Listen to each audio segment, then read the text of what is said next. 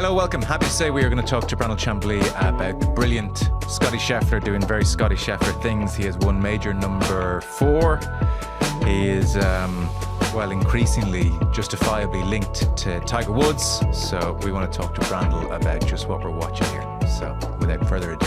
And happy to say he got a great response with us when he was on the eve of the Masters. Brandel Chamblee is back again. Brandel, great to have you on. Great to be back on with you, Joe. Thanks so much for having me. So you were enjoying Ireland. Did you get out to play much?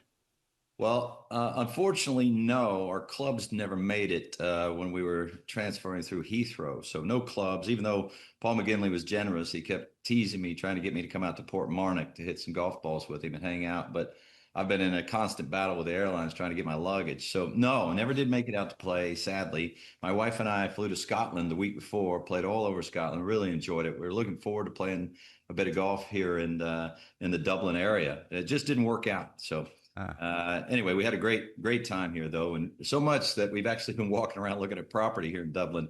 Love this city, love the people, love the food. Everything about it. We've had an absolute blast here. Great. Well, listen, we have notoriously cheap property at the moment, so you fire ahead there. All right, there you go. I think my wife heard that too. How did Portrush suit as an open venue?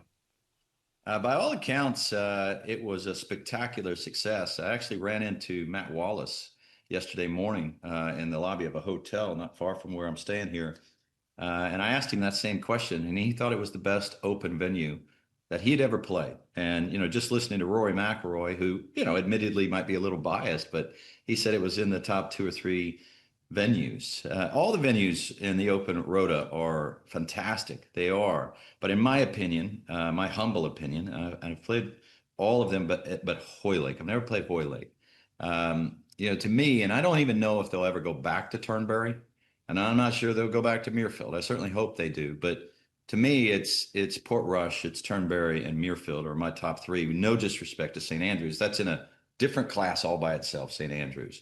But when you're just looking at pure challenge to the golfers, I don't know how you can do any better than those 3. Okay. And specifically, what is it that makes Portrush so great? Because people will have watched it on the TV and it looks perfectly good, but it can be hard sometimes to distinguish between a Portrush and a Muirfield and a Carnoustie, etc. I think a lot of things. First of all, and again, no disrespect to the golf courses that just go out and back, but the nature of the holes running in every sort of direction, and very few of them run back to back in the same direction. The diagonal fairways that you're constantly asked to be held accountable, not for just the distance you hit a golf ball, but the shape that you hit the golf ball in. So, if you get up on fairways that are, just out and back, it's just hit it as hard as you can, straight forward. Shot shape really doesn't matter. So when you get on a diagonal fairway, let's just say the 8th fairway at Portrush, you get up there, you're held accountable for not just the distance, but the shot shape. And then, of course, there's the shots into the green. So many of them have what I would call sort of a gun sight look to them. You're in the fairway and there's big mounds right, there's big mounds left.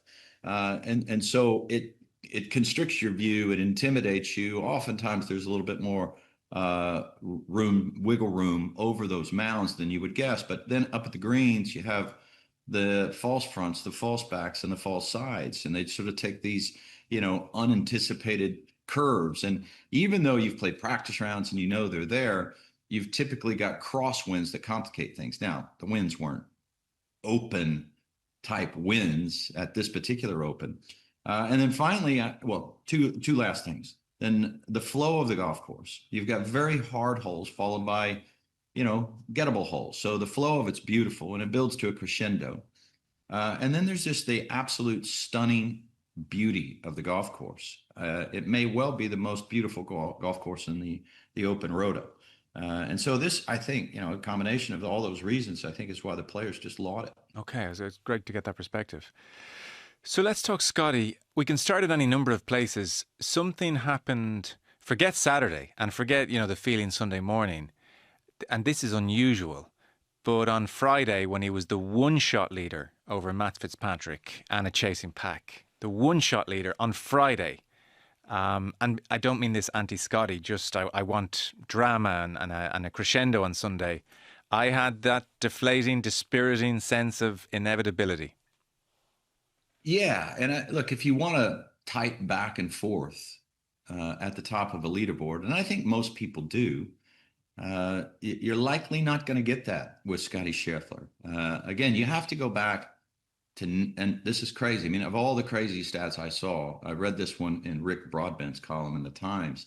I was unaware of it, but you have to go back to 1909, and then I subsequently went back and checked this. You have to go back to 1909 to find somebody who won their first four majors by three shots or more.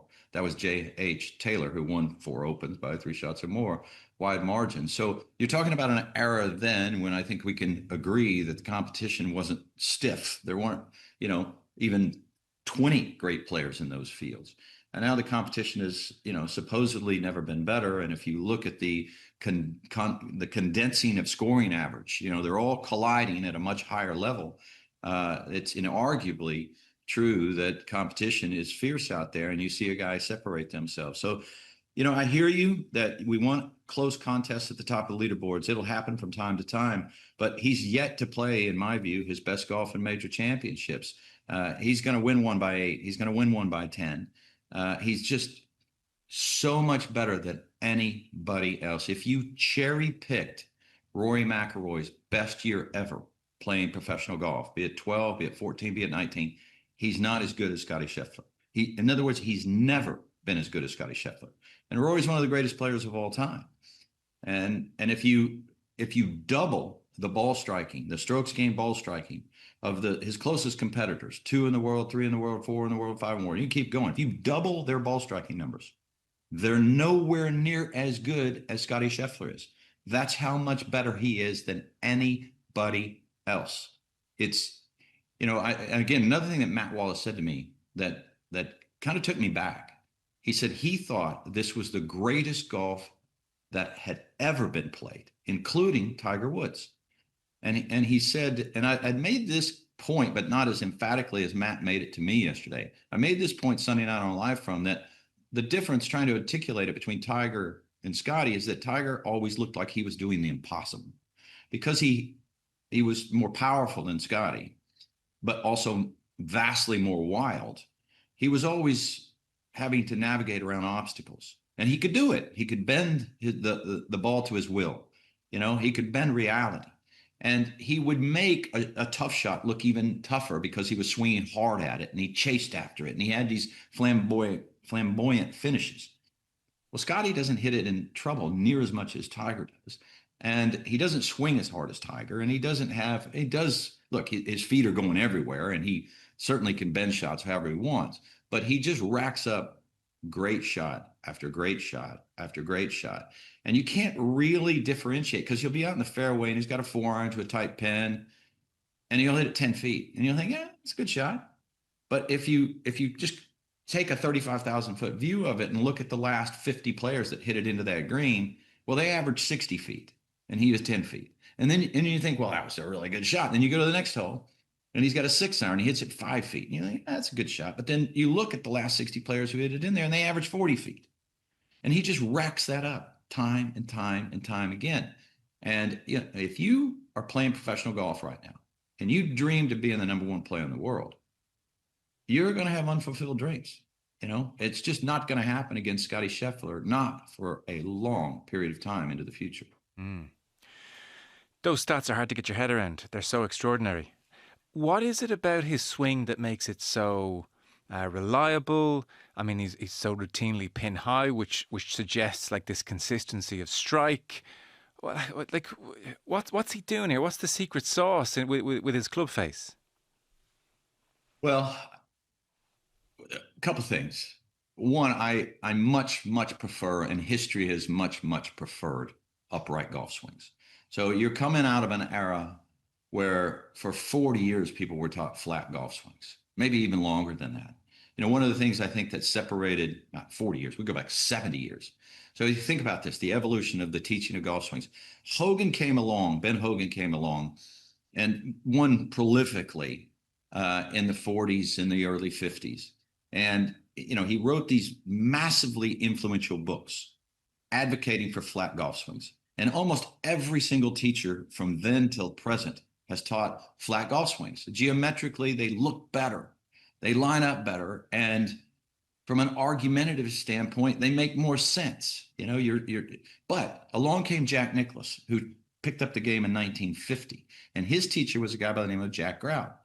And if you think about what happened in 1950, Ben Hogan won the US Open after a car wreck. So the whole world was so enamored with Ben Hogan, they made a movie about that, Follow the Sun. Everybody was teaching flat swings. Jack Grout taught Jack Nicklaus to swing upright, and he annihilated all the flat swingers, killed them. Seve came along, upright, killed them. Greg Norman came along, upright, number one player more weeks than anybody until Tiger came along, who swings upright. Then along comes Scottie Scheffler, who swings more upright than any of them except for Jack Nicklaus. So the upright swing allows you to do a lot of different things. One, it allows you to hit the ball farther. Two, it allows you to have a more neutral impact position. In other words, you don't have a lot of forward shaffling because you're releasing the club from the top. You know, famously, Jack said he wished he had 3 right hands. You know, he was throwing his right hand at the ball as fast as he could. So you have a more neutral release, so you get a higher ball flight. And because you have a more neutral release, you can more easily manipulate the face to work it left to right and right to left. So you have all of these advantages of trajectory and maneuverability to an upright golf swing. Another thing Scottie does is he's kind of a combination between Jack Nicklaus and Lee Trevino, in that he's got the upright golf swing, but in transition, he turns his head massively to the right. All right. And that right foot that he slides backwards, and Lee Trevino has talked about this, and I agree with Lee Trevino, that foot sliding back allows him to stay on the inside track of the golf ball, not come over it almost ever. So he's attacking the ball from slightly inside and hitting slightly push high cuts. So it's a combination of Nicklaus and Trevino all molded into one. Well, then you've got his disciplined nature by which he plays. Scottie's a really smart guy. He went to the same university I did. I'm not bragging about the university, but what I do know is he went to the business school there. And the business school there is one of the toughest, one of the most rigorous business schools in the United States. And he went there, you know, because he comes from a very intellectual family, a very high achieving business world family. And he put a lot of emphasis on studying hard at school. And maybe that's why he wasn't so successful, relatively speaking, at golf in school, because he was there to study. So he's a bright guy is what I'm saying. And he plays golf highly disciplined. It's no coincidence that the greatest players of all time in Jack and Ben Hogan and Tiger Woods were not only those who had the most control with their irons, but they also played with the greatest amount of discipline.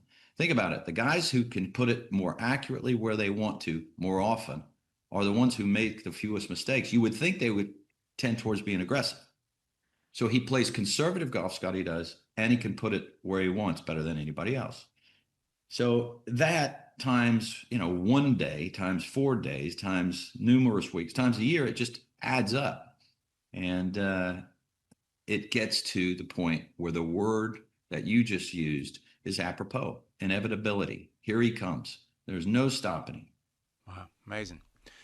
2-3 years ago, I thought, well, at best, his putting won't be a liability. I can't believe the weapon it's become.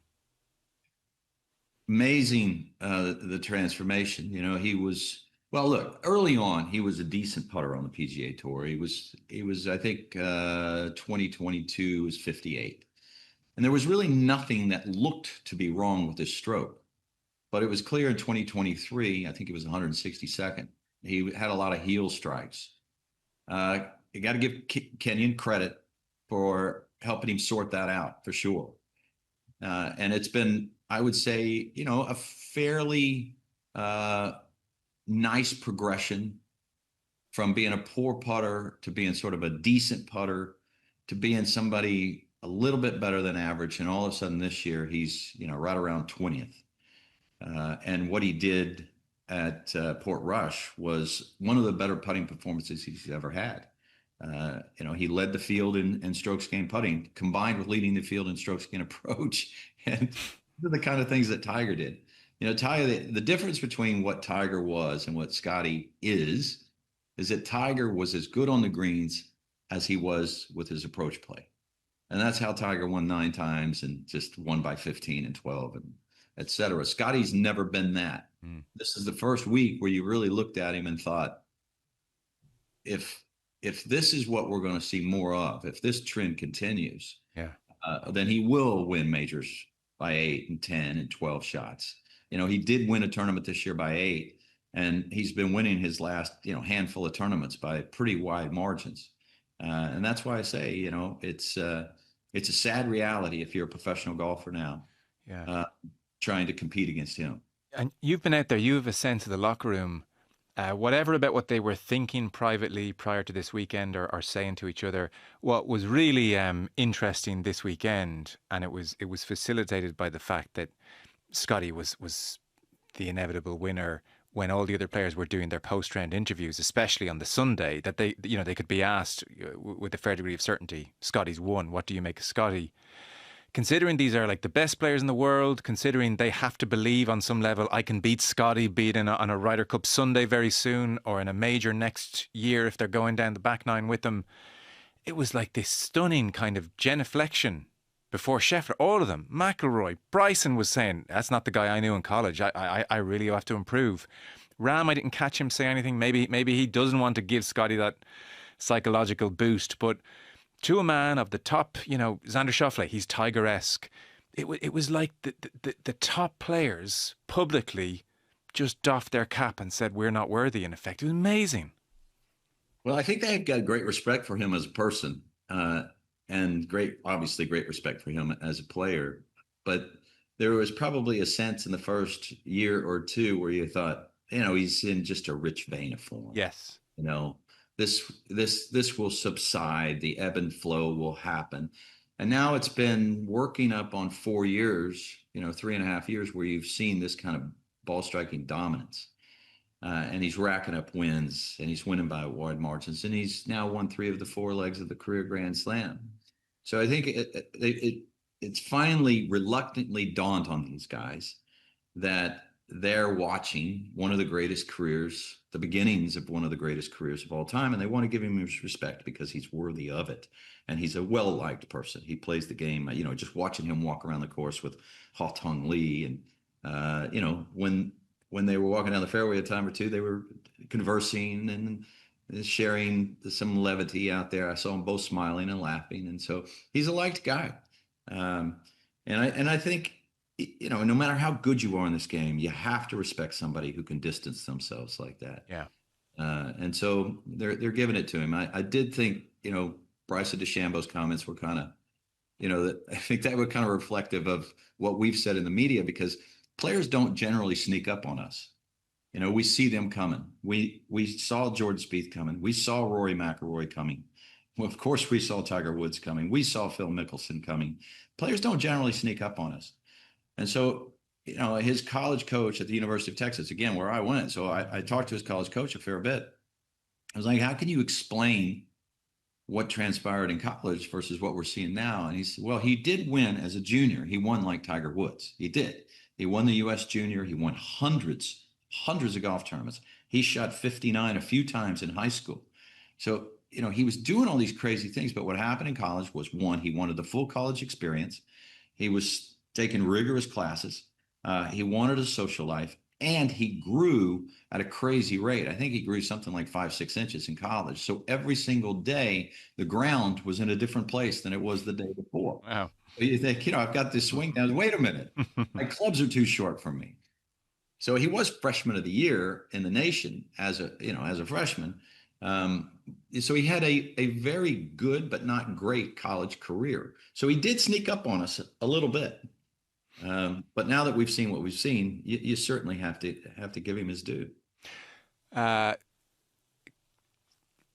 Terrible question. Who wins, Tiger 2000 or Scottie 2025, head to head across 4 days?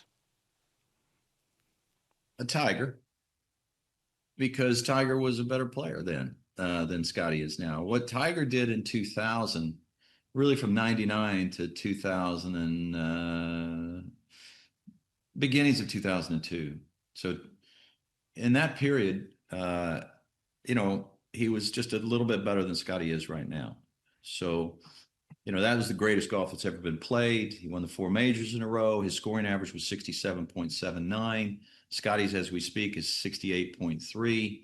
Who knows? By the end of the year, it may be better. We maybe see him, turning into something like Tiger, because if what we saw on the greens at Portrush continues, he'll close that gap between Tiger 2000 and where he's at right now. But that's the only player that you could pick in that only year. 2000, sorry, not the only year. 2007 was a similar year for Tiger Woods. But there's a couple of years in Tiger's 15 that he played, just a couple, where you could pick and say he's better than Scottie is right now. Yeah. But again, you can't pick any other year of Brooks Koepka, Dustin Johnson, Rory McIlroy, Jordan Spieth. You can't pick any of their years, not one. You cherry pick the best year any of them played, and they're not as good as Scottie Scheffler. Rory has never been as good as Scottie Scheffler is right now. And that's saying something. He completed, obviously, the career Grand Slam. He's one of the greatest players of all time. Phil Mickelson's never been close to as good in his entire career as Scottie Scheffler is right now. One last one on Scottie. Obviously, his comments on Tuesday in the press conference, I was there actually, and it was kind of... It was really interesting in the room, because you could feel as he developed his answer in a kind of stream of consciousness way, the room got quieter as it went on. And I know he felt on Sunday that nature of the modern world, his comments were a little bit, sawn off and butchered and cut down and made a bit more digestible. And I don't think he liked people making the jokes that he only cares about it for 2 minutes. That was not what he was saying. And I'm sure you picked up on that as well, that he wrestles with the fact that he dedicates his whole life to this thing, and it's 2 minutes of euphoria, and then it kind of, it waters down. But he said, so why do I want to win the Open so much when I know it's not going to fulfill me? So I'm wrestling with that. That's what he was talking about. You've alluded to it with his education. If you give the guy a chance, he's very interesting. I agree with all that. He did make a lot of people think. What was he trying to say? What was he exactly saying? It was almost like he was on the therapist's couch. Yeah. And he was letting it all go out and trying to, he was trying to make sense of it in the moment, the same way we were all trying to make sense of it. And what I took from that, Joe, after I thought about it for a bit, of course, he was talking about the ephemeral nature of victory. Not like I've won as many, not even close, never accomplished what he accomplished, but I won my fair share of golf tournaments. And I do remember, sometimes getting home at night, putting the trophy on the counter and sitting there and going, all of that for that, because you give it everything. Your first thing you think about in the morning, you think about it all day, you grind. The last thing you think about at night, you dream about it. You think about it in your sleep. You really do. But what I took from that was, if I can, tiptoe into philosophy for just a bit, is that, we live in an era that fame has never been so ravenously sought after. And mostly for the external validation that you get from people you don't even know, likes on social media. And there's that ironical passage that prisoners tend to fall in love with their cages. And I feel like, to me, and we're all guilty of this to some extent, I certainly am. It's like I would make the argument there's hardly ever been anything worse for humanity than social media. And yet we're all engaged in it, and we get enjoyment out of it. And he was saying, I'm not getting in that cage. I don't find external validation from money or fame or tournaments. They're what I do. They're not who I am. I find meaning internally from making sacrifices for my family and friends and following my faith. And that was, to me, that's what I took from that. Was that, no, I'm not chasing. You're not going to get me to admit I'm chasing Tiger. I'm not trying to beat Tiger. I thought his comments there were very poignant. He's like, that's silly. He's like, I'm not going down that path with y'all. I'm not trying to be better than anybody else. All I'm trying to do is get up every single day and be the best human being I could be. And I found it to be, I think it's beautiful when you see someone with the personal courage to seem vulnerable. That's beautiful to me. To stand up there and to try to work it out in his mind. I thought it was beautiful. Our complaints of athletes sometimes is they never give us anything. And he gave us something to chew on all week long, philosophically. What was he getting at? What did he mean? And anyway, that's what I took from it. Um, the flip side of the coin is players who've got the wolf at the door, who can't afford to pay for anything. There's a few wins like that late in the year in the fall events. Guys up against it, can't afford to pay for their family, their bills, whatever. That we had a couple of wins like that last year where guys just broke down in tears after winning a golf tournament. And I'm not sure if it's the attitude that Scottie has that leads to the golf, or to some extent, does the golf help him have that attitude? You're not sure which one it is. But I was certainly appreciative of his comments, and it did make me think, for sure. And as I'm sure it did you. For sure. When we last spoke, it was the eve of the Masters, and you felt pretty good about Rory's chances, and so it proved. And then in typical Rory fashion, nothing was straightforward. The final round on Sunday was not straightforward. The fallout from winning was not straightforward. He seems to have re-emerged. Like there was something, I don't want to overuse the word. There was something kind of iconic about him dressed in the red on Saturday. The evening light was beautiful, and there was like a mania at Portrush. And he had that kind of philosophical line, if that's the theme, of I got everything I wanted out of this week, bar the claret jug. So he seems to have went up and then gone right down and kind of just come up again to about the right keel. Yeah. The last time he was there, obviously he hadn't won a major championship in 5 years, the last time he was there. And so everybody was pulling for him. And, it was a big low and then a big high for him that week. But he now, he coming back this time, he's the Grand Slam winner. And, it was a different vibe. Not that they absolutely put their arms around him in 2019, but I think he reminded me a bit like of Hogan after the accident. Hogan famously came back and said, I am going to take the time to appreciate the fans and their love for me. And that to me, it was like he had this perspective change. You work so hard. He's like, I'm going to really enjoy this adulation I'm getting. It's rare. I mean, it's not often that the entire world for Rory. I don't know anybody that doesn't love Rory. I mean, he's got detractors, whatever. But by and large, 95% of the public in the world that watches golf loves Rory. And why would you not embrace that? But at the Masters, when he went into the Masters, first of all, Scottie was off his game. Yeah. He was off his game, and just enough off his game. And Rory was playing great golf that it looked like it was Rory's circumstances collided to make it look like it was going to be Rory's week. And it turned out exactly as we thought it would. But Rory is, his game has fallen off a lot since then. His iron play was marvelous going into the Masters. And now his iron play has fallen off a lot. And you don't know if it's the letdown from having won the career Grand Slam or the controversy that ensued since then with his driver being deemed illegal and a bizarre back and forth with the media. I don't know why he took such offense to that story getting out. We could hash that around for a bit, but it's good to see him back in form. It's good to see him, being generous with his time again. And he's played beautiful golf. The last 3 events he's played, 6th, 2nd, and 7th. But going into the Masters, I thought he could hang with Scottie with his ball striking. But his swing has changed a little bit since the Masters. It's more, it drops to the inside now.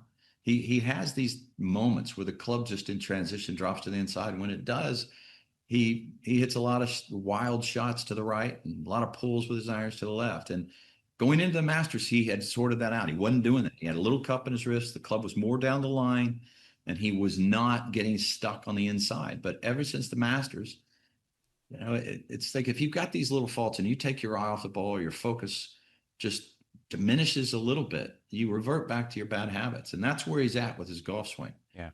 I mean, he can't hit it good enough at the moment to compete with Scottie. He's got to get it sorted out. And it looked like to me like on Sunday, he was a little bit better, but he still is prone to 2, 3, 4 wild shots around. and you're just not going to beat Scottie doing that. No, it's amazing that nemesis is always lurking, because on Thursday off the tee in particular, coming from the inside and trying to save it from with his hands, and a lot of big ones left, and then the next day, first 2 or 3 holes, he's thinking to himself, I overdid the hands yesterday and they went blocked right, and that like. I was watching it with somebody who doesn't know, not into their golf, and they asked the not unreasonable question, well, if he knows why doesn't he just fix that then? I said, well, I don't fully know. It's just in his DNA forever. Is that just the way it is with golf? It wasn't in his DNA when he started. He didn't swing like that in Right. 2012, 14 at all. If you go back and look at his swing in 2012 and 14, I do it all the time because I think it was one of the most beautiful swings I've ever seen. Okay. And look, it's still a beautiful swing. It's still unbelievably powerful. And I look at it and I think, wow, that's give anything to have 1/10 of that talent. But it is nowhere near in the class of his golf swing in 2012 and 2014. They're not even the same. I look at those and like, I mean, that swing was on its way to 10, 12 majors. I mean, his ball striking in 2012 wasn't quite as good as Scottie, but it was close. He was second in strokes gained off of the tee, and he was second in strokes gained approach. The club hung right down the line, slight cup, didn't reroute to the inside on the way down, and I don't know exactly when and how and where it changed. It evolved to a place where it's not in the same spot at the top. It's still amazing. And when he's on, it's fantastic. Yeah. But it's nowhere near the golf swing he had in 2012. Okay. Interesting. Because I assume maybe as a kid trying to get distance, he was kind of inside on a big old, No. big old hook, almost to run down that fairway. But no, okay, wow, interesting. Go back and look at even the 2011 U.S. Open. If you just go back and look, the 2011 U.S. Open, there's loads and loads and loads of shots of him from down the line there. And even if you have an untrained eye, if you just pause him at the top and look at it, and then on another, open up YouTube, and then go in to this week and just look down the line where he's at and how the club changes direction. They're not the same. Okay. They're just not the same. And again, that was as damn near as good as a golf ball could be hit. That's why we were talking then about him chasing Tiger Woods. Yeah. And it began to change, with who knows, maybe he started trying to change his golf swing himself. Maybe it's the way he worked out. Who knows why and how it changed. Yeah.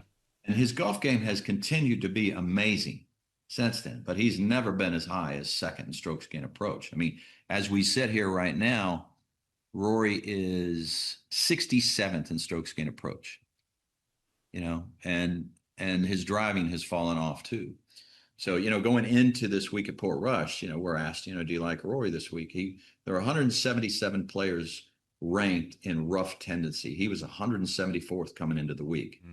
And I was like, no, I don't like him. I said, I'll be up there somewhere near the first page of the leaderboard, but he's just going to hit it too wild. And he did. And he's going to have the big number here. And you're not going to be Scottie doing that. Yeah. And a last one then. How do you think that dynamic sits with Rory, who I'd say for a fairly healthy quotient of his career would have heard the line, well, if he plays his best, he's better than the rest. That would have been kind of there. And that's a big thought. That's a great thought to have, to even the Grand Slam notwithstanding this year, which is massive, even just, 24, 48 hours ago saying nobody can live with Scottie this week, myself included. What do you think that's like to go from feeling my best will win me against anyone to kind of feeling, God, I'm just not the best anymore? It's what everybody had to deal with Tiger.